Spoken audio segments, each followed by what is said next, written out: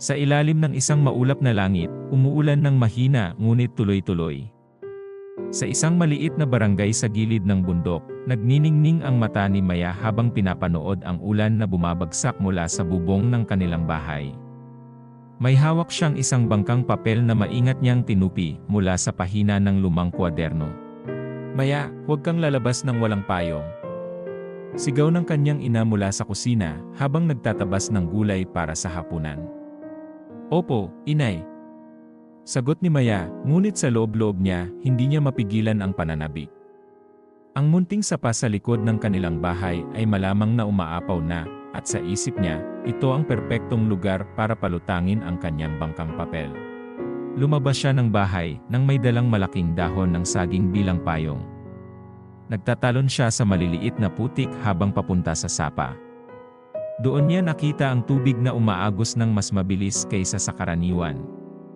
Ang mga bato sa gilid nito ay halos natatakpan na ng rumaragas ang tubig.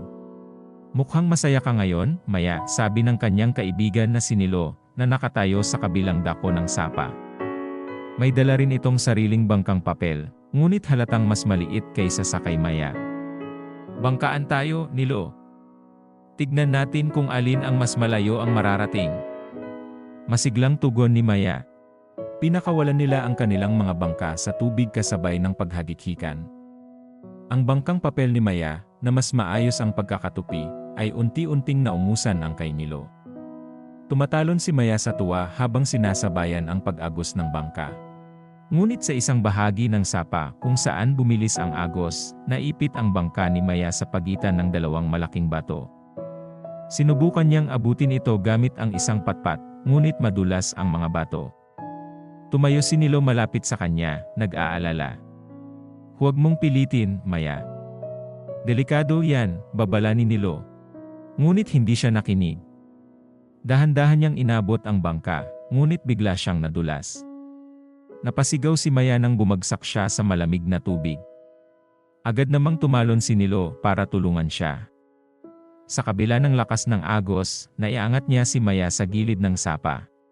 Basang-basa at nanginginig, tumawa si Maya kahit natatakot pa rin.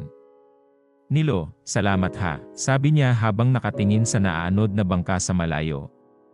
"Bangka mo yun. Sayang naman." Ani Nilo, ngunit tumawa rin siya.